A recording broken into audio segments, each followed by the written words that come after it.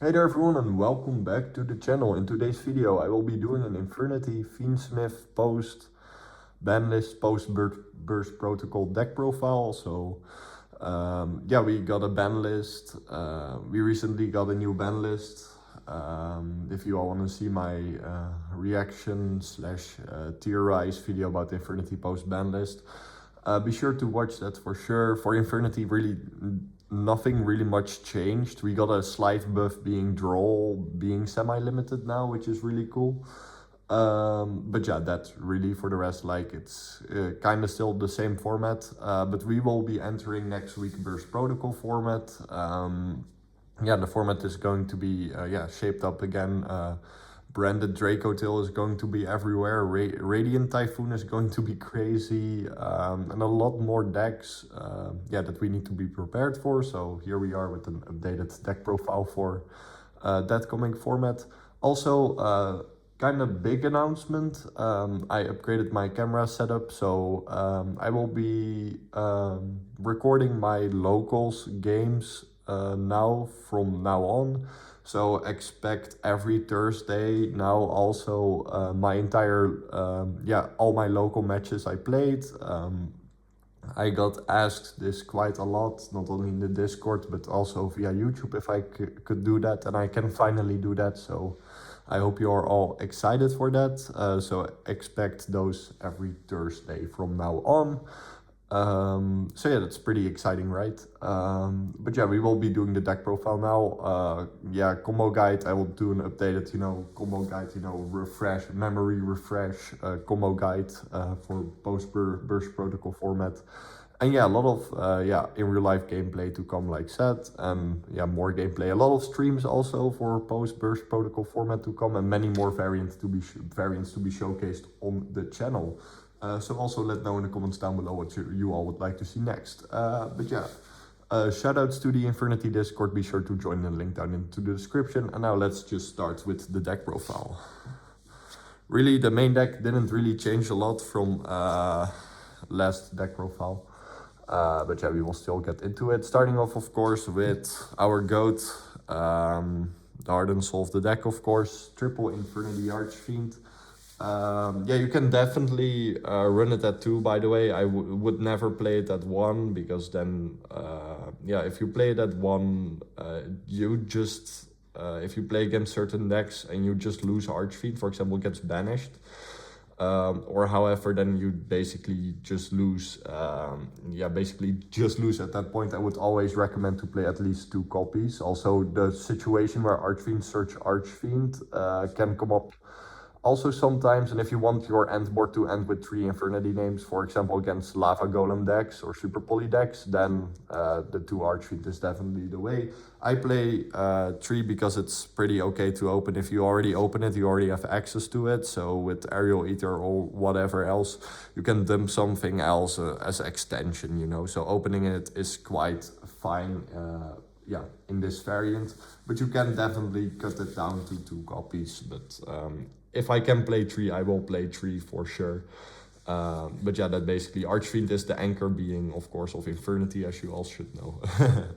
Next up, we have 1 Necromancer. You can run a second one, but you will brick in the second one, and you only realistically need 1 Necromancer for your combo. So like a regular normal combo ends on Abomination, Rage, Caesar, 2 to 3 Infernity names, and then 3 Infernity traps.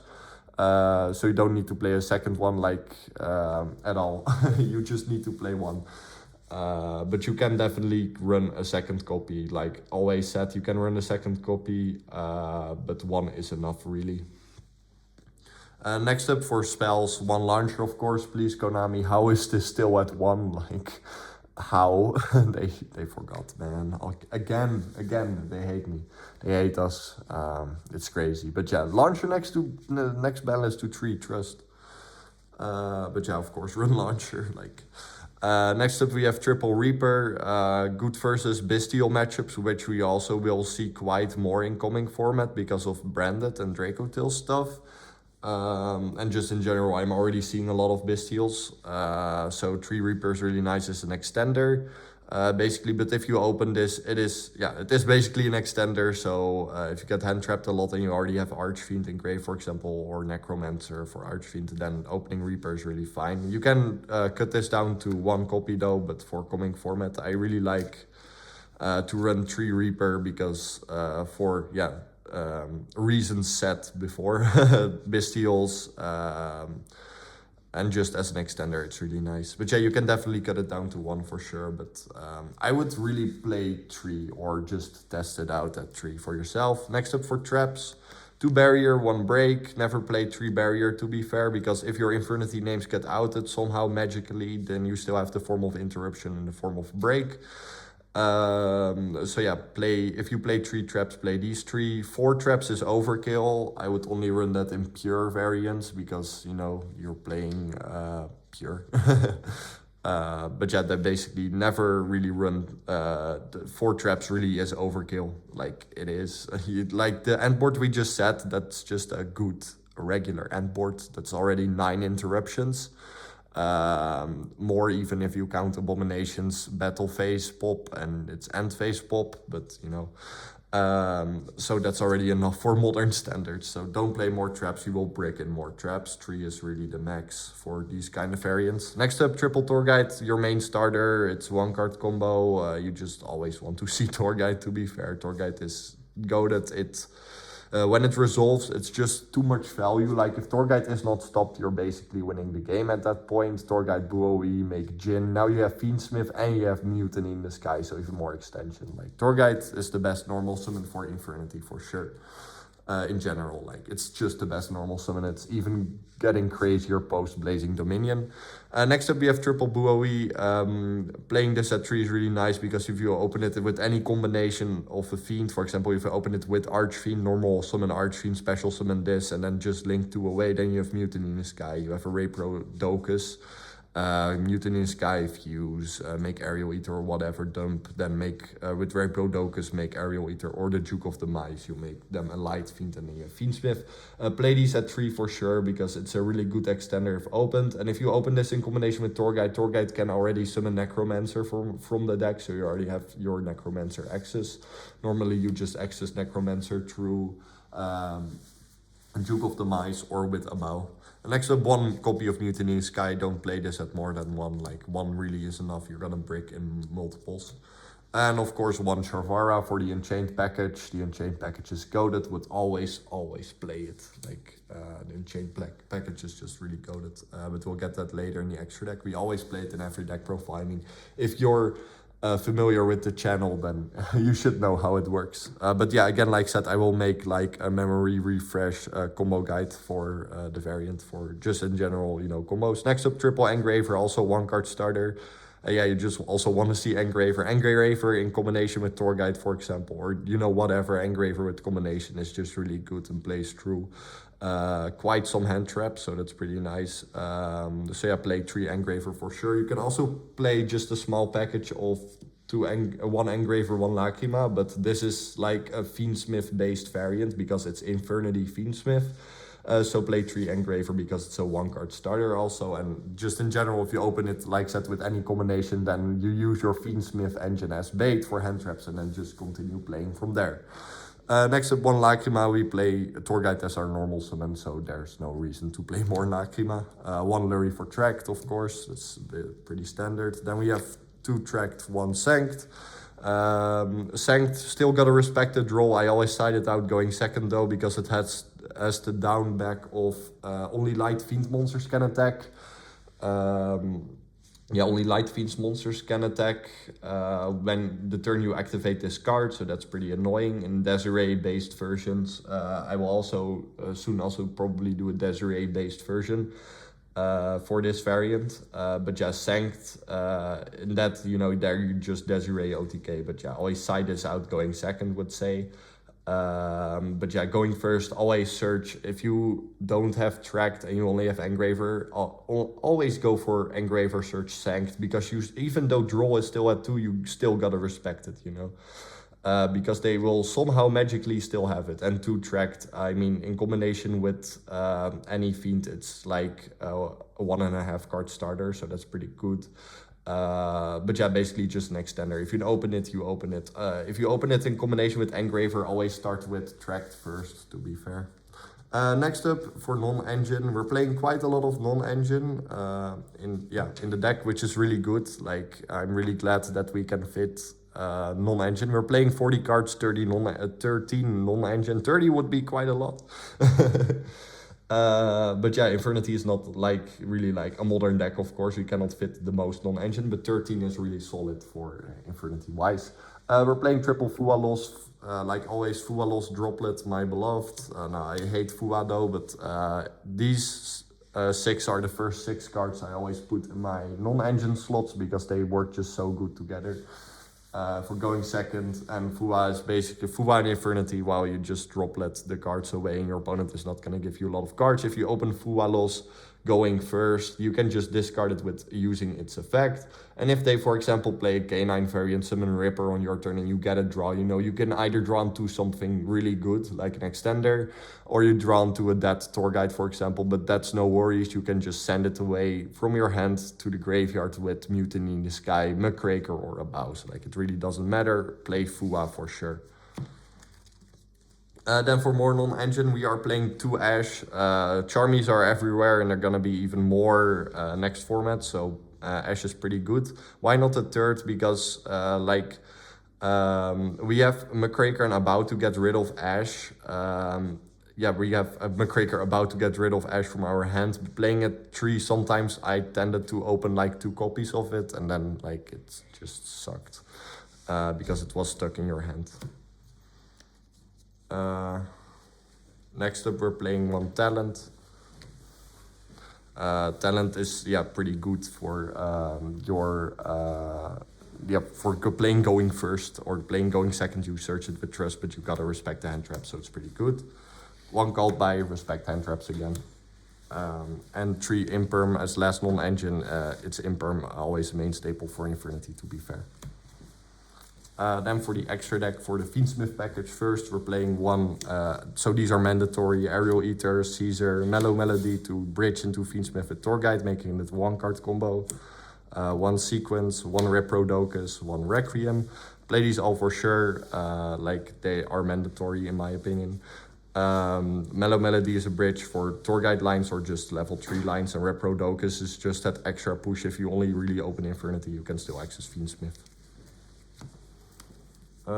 Then for more Fiends, 1 Luce really good going second or versus deck that played during your turn, or versus Nibiru is really nice.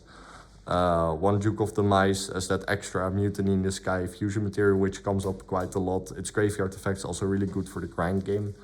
But yeah, you get Necromancer into rotation with it. 1 Abau. Abau is really good as an extender. Like I said, it can discard cards if you have cards stuck in your hand. And going second's also really nice. It's also like a Necromancer enabler, or you know, get that second Archfiend into rotation. And just in general, also really good in grind games, for example. 1 Abomination for your end board in combination with Break. It's really solid for that extra pop, and it's just a really big body.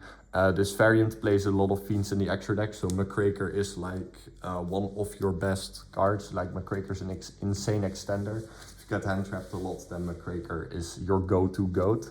And then you get locked into Fiends, so you can still end on a really big end board. I mean, under Muckraker, you can still end on Rage, Caesar, Abomination. Like, that's still pretty good, because everything in this extra deck is Fiends, except for Reprodocus, Crosssheep, and SP Little Knight. But yeah, but Crosssheep and Reprodocus you make before Muckraker, of course. 1 Yama, 1 Rage to finish like the Unchained package. Like, play these for sure. These are, in my opinion, mandatory with Sharvara in the main deck. Like I always, because it plays around draw under draw, you can still Aerial Eater, dump Sharvara, link Aerial Eater together away with another Fiend for Yama. Yama re-add Sharvara from graveyard, and then you make Rage. Sharvara pop a random set you have of a random body you have. Summon the Sharvara, Yama in graveyard, summon back Aerial Eater or Engraver, make Caesar. And then you have Caesar Rage under draw, which is really good. Just play these for sure, mandatory in my opinion.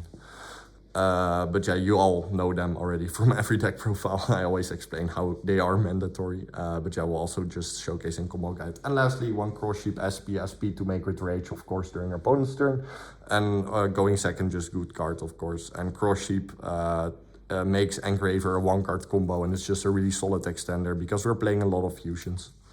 But yeah, basically for the extra deck. Also one quiet note on the main deck, we are not playing Stygian no more. I found myself more into situations. If I opened Archfiends, that I rather will dump Bowie to get that Mutiny in the Sky and that get Archfiends rotation like that. Without Harris, to be fair, Stygian isn't really like a good payoff and can be a really big brick, to be fair. You can still definitely play it, but I found myself while play testing, like playing against other people, like Stygian just didn't come up no more, and like that basically. But if you have any more questions, let me know in the comments down below. I'm also working on a more Cherubini based variant for this, so with Rhino Warrior, Harrison, Stygian, so even more pure. This is already pretty pure, but you know, even more. Next up for side deck, Perulia is going to be your go-to side deck Charmy in this coming format. Draco Tail summons from hand a lot, branded. Vanquish, Soul, K9 stuff, K9 variants in general, and Radiant Typhoon. So Perulia is like your go-to side deck Charmy. Fua in the main deck is still like the best because like it hits more decks, of course. Next up we're playing 3 Trust. Trust for going second and otherwise going first, of course. Duster, another good breaker. Like, you gotta respect those back rows, and there's gonna be a lot of back row in the coming format. Speaking of back row evenly matched, it still feels really nice for my testing. I'm not playing Dark Ruler no more, but I'm still really testing and experimenting a lot with the side deck to see. But we gotta see how the format really develops, but evenly still feels pretty nice. Then we're playing 1 Daguma Cannon as a trust target for going first. Hits a lot of decks, link decks, for example, like Radiant Typhoon and stuff, and Vanquish Soul variants. Symbol Archfiends, yeah, it's also like against Branded, for example, or Draco Tail. This is really good. Also against Mitsu variants still, you know, those are still around. Symbol Archfiends really good as a trust target. And lastly, we're playing 3 non-fusion area.